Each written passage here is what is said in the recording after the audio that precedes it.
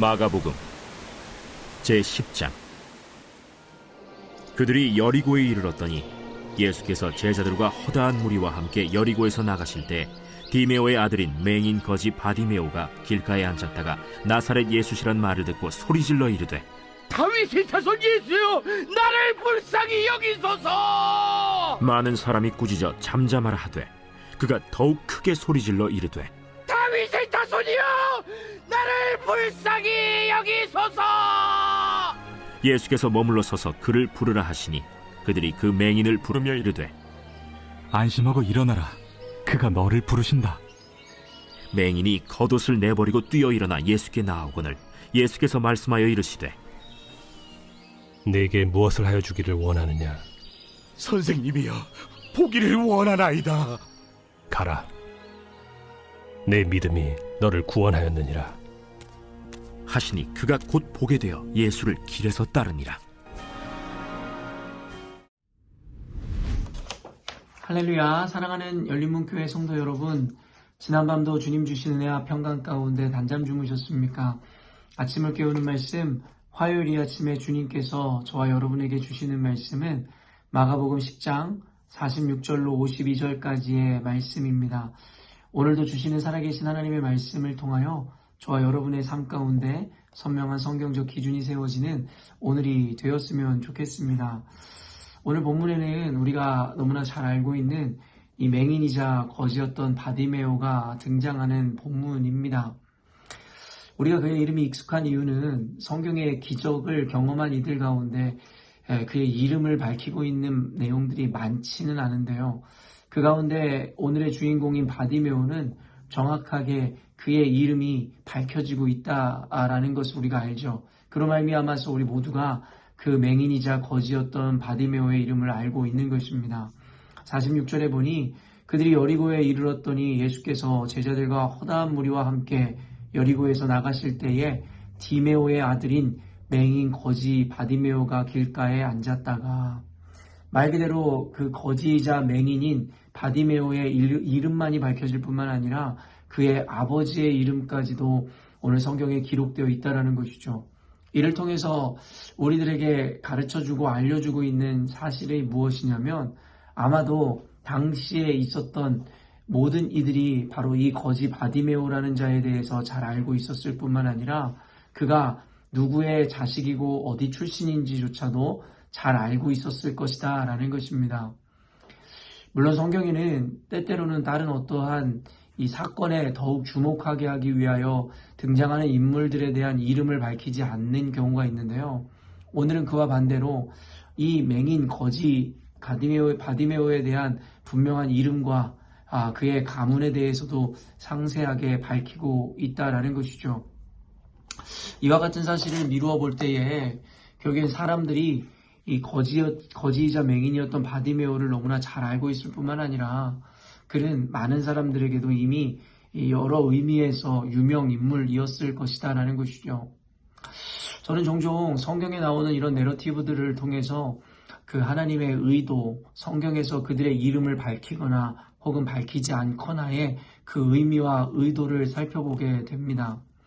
성경에서는 예수께서 기적을 행하실 때에 괜한 사람을 찾아가 기적을 행하시는 것이 아님을 우리들에게 분명히 보여주죠.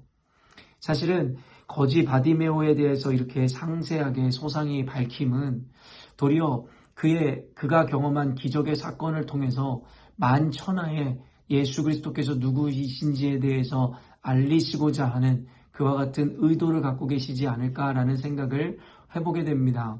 말 그대로 누가 보아도 알고 있었던 이 바디메오, 그는 맹인이었기 때문에 어쩔 수 없이 거지로밖에 살 수 없었던 그의 기관 운명에 대해서 모두가 알고 있었을 것인데, 그가 예수 그리스도를 통하여 또한 예수를 만남으로 말미암아 경험한 그 기적의 사건은 아마도 동네의 꼬마들까지도 모두 알 수밖에 없는 그와 같은 놀라운 일이었음을 보여주기 위하여 오늘 거지 바디메오의 이와 같은 이름과 그의 상세를 오늘 성경에 기록하고 있지 않은가라는 생각을 해보게 됩니다. 수치에서 영광이라는 이 제목의 설교를 언젠가도 여러분과 함께 나누었듯이 사실은 우리가 많은 이들 앞에서 어떠한 수치와 어려움과 그리고 괴로움을 가지고 있다는 것은 도리어 어쩌면 우리로 하여금 하나님을 자랑하고 하나님을 광고할 수 있는 또 하나의 어떠한 우리들에게 주어진 특권이며 어떻게 보면 기회일 수 있다는 생각을 해보게 됩니다. 누구도 수치 가운데 빠지기를 원치 않고 누구도 비참함 가운데 있기를 원치 않는 것은 당연하겠죠. 그럼에도 불구하고 우리가 그리스도인으로서 우리를 지으시고 보내신 그 목적과 이유를 다시 한번 생각해 보니 결국엔 누구도 원치 않는 수치이고 괴로움일지라도 혹 그것이 하나님의 영광을 드러내는 데 있어서 좋은 도구와 그리고 하나의 조건이 된다면 어쩌면 하나님의 영광을 드러내기 위한 목적으로 존재하는 우리가 어쩌면 감히 선택할 수도 있는 삶이며 상황이다라는 생각을 해보게 됩니다. 다시 한번 이야기하지만 누구도 그와 같은 비참함 가운데 또 그와 같은 괴로움 가운데 놓이고 싶은 이는 없을 것입니다. 그러나 사도 바울이 자신의 죽음마저도 자신에게는 유익함이다라고 이야기했었던 그의 고백이 거짓이 아니었음을 생각해 볼 때에 사도 바울에게는 누구나 피하고 싶은 그 죽음이라는 그 가치와 의미보다는 하나님의 영광을 드러내는 것에 그의 모든 이 가치와 우선순위가 정해져 있고 놓여 있었음을 우리가 알 수 있다는 것이죠. 말 그대로 삶의 초점과 중심과 목적이 하나님의 영광과 그를 드러내고자 하는 가치에 맞춰질 때에 우리는 어쩌면 감히 죽음도 그리고 이와 같은 비참함과 괴로움도 선택할 수 있는 존재이지 않을까라는 생각을 해보게 됩니다. 다시 한번 원론으로 돌아와서 결국에는 누구나 알고 있었던 그 바디메오 그리고 그의 수치와 그리고 그와 같은 괴로웠던 삶이 도리어 예수 그리스도를 만남으로 역전됨으로 모든 이들에게 하나님의 영광을 드러낼 수 있는 귀한 도구가 되었다라는 것을 우리들에게 성경은 먼저 보여주더라는 것이죠. 그렇기 때문에 지난날에 열린문 교회가 여러 의미에서 당했었던 수치와 어려움들이 늘 하나님을 만나고 주의 진리로 말미암아 변화함을 받아 하나님의 영광을 드러낼 때에 그 어떤 누군가가 경험했었던 그 은혜와 영광보다 더 크게 세상 가운데 만천하의 하나님의 영광을 드러낼 수 있는 이 도구가 되었음을 우리는 다시 한번 상기할 수 있어야 합니다. 그런 의미에서 단순히 우리 열린문교회뿐만 아니라 저와 여러분의 인생 가운데 이 때때로 당하는 고난과 어려움과 또한 수치와 괴로움이 단순히 괴로움 자체로 받아들여져 단순히 저주와 같이 재앙과 같이 여겨지는 것이 아니라 도리어 그와 같은 삶이 그리스도를 자랑하고 드러낼 수 있는 기회라는 것에 대해서 잊지 않았으면 좋겠습니다.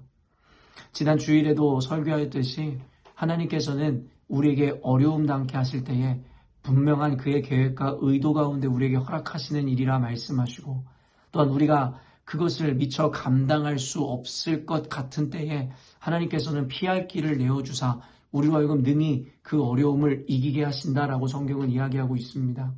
말 그대로 저와 여러분의 인생 가운데 이 거지 바디메오가 당하고 있는 것 같은 수치와 어려움과 괴로움 같은 류의 모양들이 우리의 삶 가운데 있다면 그 역시도 하나님께서 우리에게 허락하신 일이고 반드시 피할 길을 내사 그곳 가운데서 우리를 벗어나게 해주실 것이라는 것을 우리는 믿어야 하는 것입니다. 그리고 믿을 뿐만 아니라 그와 같은 하나님의 방법을 통해서 우리가 그 괴로움과 그 수치에서 이겨내었을 때에 비로소 하나님의 영광은 드러나며 우리의 삶의 고난과 어려움을 알았던 이들이 살아계신 하나님을 인정하고 주로 고백할 수 있는 귀한 우리가 도구가 될 수 있음을 잊지 않아야 한다는 것입니다. 그렇기 때문에 수치에서 영광으로 바뀌어진다는 것, 성경에서 이야기하는 이와 같은 내러티브들을 통해서 우리가 깨달을 수 있는 것은 오늘날 우리의 삶 가운데 주어진 수치와 고난과 역경은 도리어 하나님의 영광을 드러내기 위한 가장 좋은 조건이며 그리고 적기임을 우리들이 잊지 않아야 할 것입니다. 결국엔 오늘 이 거지 바디메오가 예수 그리스도를 만나 기적을 경험한 그 사건을 논할 때에 왜 거지 바디메오는 예수 그리스도의 만남으로 통해서 기적을 경험할 수 있었는지에 대한 그의 어떠함을 우리가 살펴보는 것이 굉장히 중요합니다. 물론 하나님의 관점에서 보면 예수 그리스도께서는 우연히 여리고성을 지난 것이 아니었습니다. 여리고를 지났던 것은 철저한 하나님의 계획이며 섭리 가운데 있었던 일이고, 또한 여러분 이 바디메오를 만나 그에게 기적을 행하는 것은 하나님의 주권적 섭리 가운데 분명히 계획된 일이었을 것입니다. 그러나 하나님의 관점이 아닌 우리 인간과 주인공의 시점과 관점으로 살펴보니 결국에는 하나님의 계획함 가운데 결국엔 바디메오의 어떠함이 하나님의 예수 그리스도의 그 마음을 감동시켜 그에게 이 기적을 행할 수 있게 하셨습니다라는 것으로 우리는 또한 주인공 시점으로 이해할 수도 있어야 하는데요. 우리가 그것을 살펴보자는 것입니다. 여러분, 바디메오가 예수 그리스도로 말미암아 그와 같은 기적의 주인공이 될 수 있었던 한 가지가 이것인데요. 바로 간절함이라는 것입니다. 47절부터 읽어보니 나사렛 예수시란 말을 듣고 소리질러 이르되 다윗의 자손 예수여 나를 불쌍히 여기소서 하는거늘 많은 사람이 꾸짖어 잠잠하라 하되 그가 더욱 크게 소리질러 이르되 다윗의 자손이여 나를 불쌍히 여기소서 하는지라. 말 그대로 우리가 생각해 볼 때에 맹인이자 거지 바디메오는 사람들로 하여금 늘 손가락질 받는 삶을 살았을 것입니다. 당시에 이와 같이 맹인됨과 이와 같이 거지된 삶을 살아간다는 것은 필연적으로 그들은 죄를 범하였기 때문에 하나님께 저주받은 것이다 라는 인식이 그들 가운데 깔려 있었습니다. 그렇기 때문에 거지 바디메오는 늘 죄인 취급, 그리고 늘 그들에게 비난과 손가락질을 받을 뿐만 아니라 늘 사람들에게로부터 소외된 삶을 살았을 것이 너무나도 당연했을 것입니다. 그렇기 때문에 예수님이라는 소리를 듣고 그가 소리를 질러 다윗의 자손 예수여 나를 불쌍히 여기소서 할 때에 많은 사람들이 그를 꾸짖더라는 것이죠. 어쩌면 그들의 그 꾸짖음 가운데는 그와 같은 의미가 내포되어 있었는지도 모르겠습니다. 너같이 천한 것이, 너같이 더러운 것이, 너 같은 죄인이 감히 예수의 이름을 부르고 예수 선생님을 불러 외치다니 그 입을 다물고 닥치라 하는 것이 그들의 의도 내면에 깔려있는 이 마음이지 않았는가를 우리가 알 수 있겠죠. 어찌 보면 늘 기죽어 있어야만 했었고 늘 사람들로 하여금 조롱과 그리고 비난을 받았었던 바디메오였기에 이와 같은 소리에 어쩌면 의기소침해지고 소심해져서 부르짖던 소리를 멈추고 사람들을 피해 도망했을지도 몰랐을 것입니다.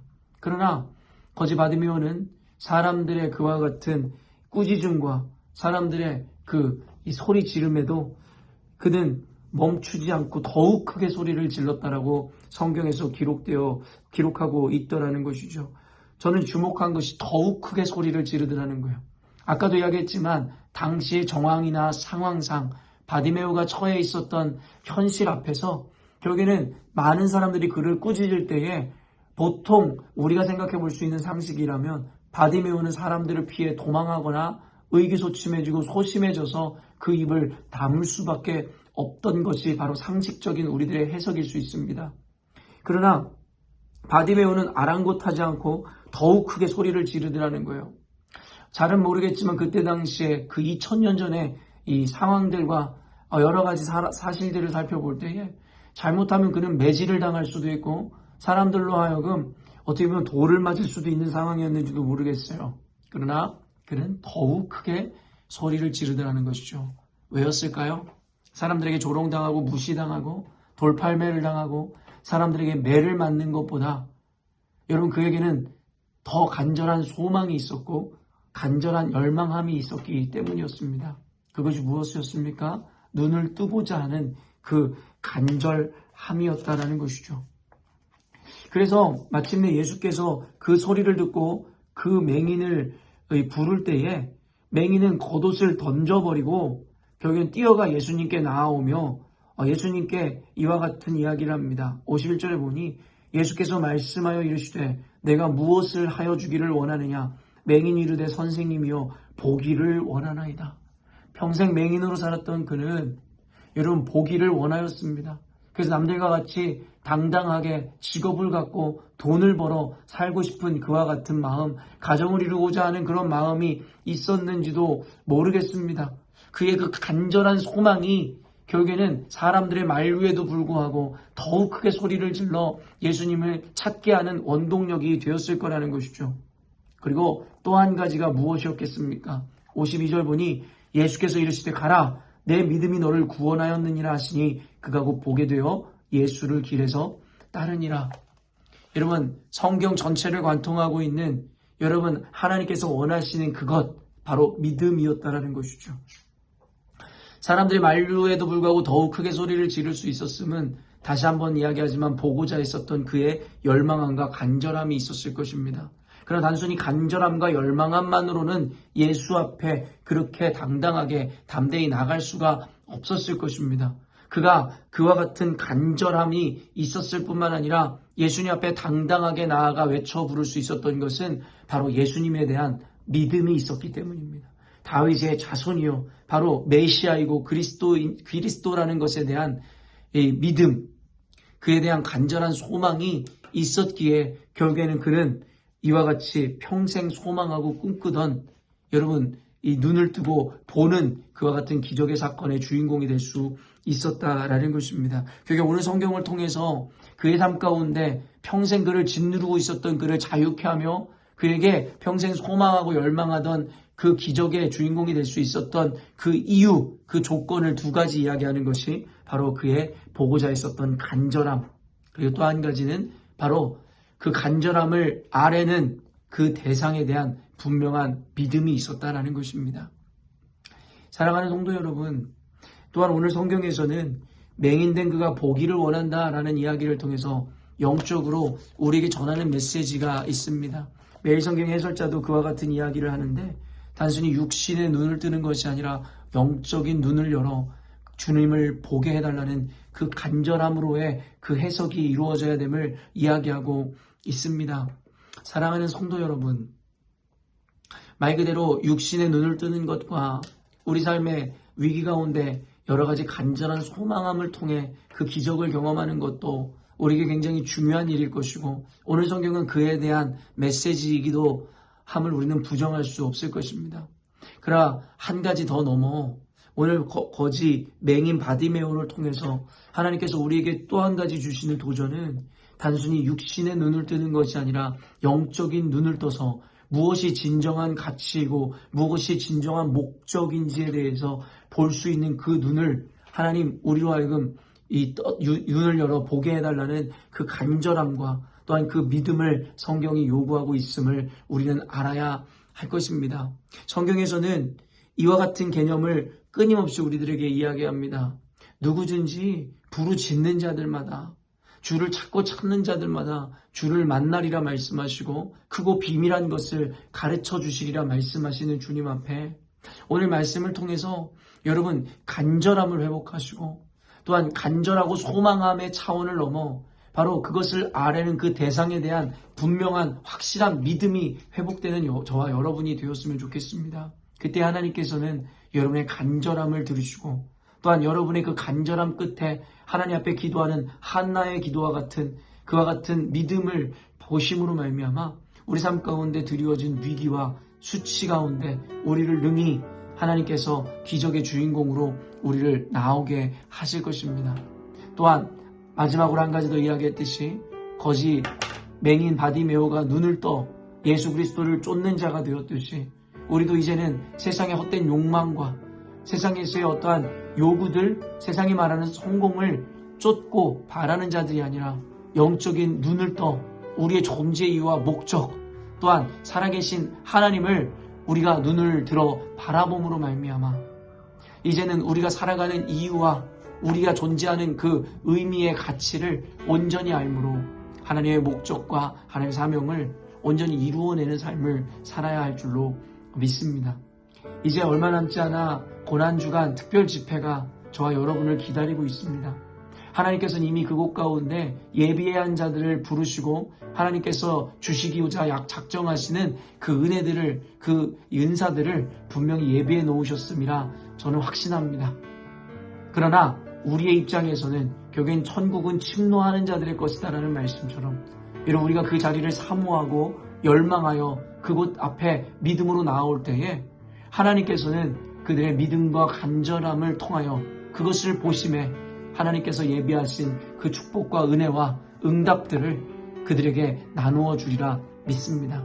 오늘 영상을 본 여러분들 안에 이와 같은 간절함과 그 열망함들 또한 그 믿음이 회복됨으로 그 집회 가운데 나와 하나님께서 주시고자 하는 그 놀라운 기적과 응답의 주인공이 되었으면 좋겠습니다. 또한 더 나아가 그 집회를 통해 살아계신 하나님, 분명히 우리 가운데 역사하시는 주님을 눈을 들어 바라볼 수 있는, 그것을 확인할 수 있는 놀라운 기적의 이 자리가 그 집회의 순간이 되기를 간절히 소망합니다. 오늘 말씀 통해서 더 깊이 묵상하시고 각자가 회복해야 되는 그 간절함과 또한 그 믿음에 대해서 저마다의 해석과 또 은혜를 누리시는 저와 여러분이 되었으면 좋겠습니다. 함께 기도하겠습니다.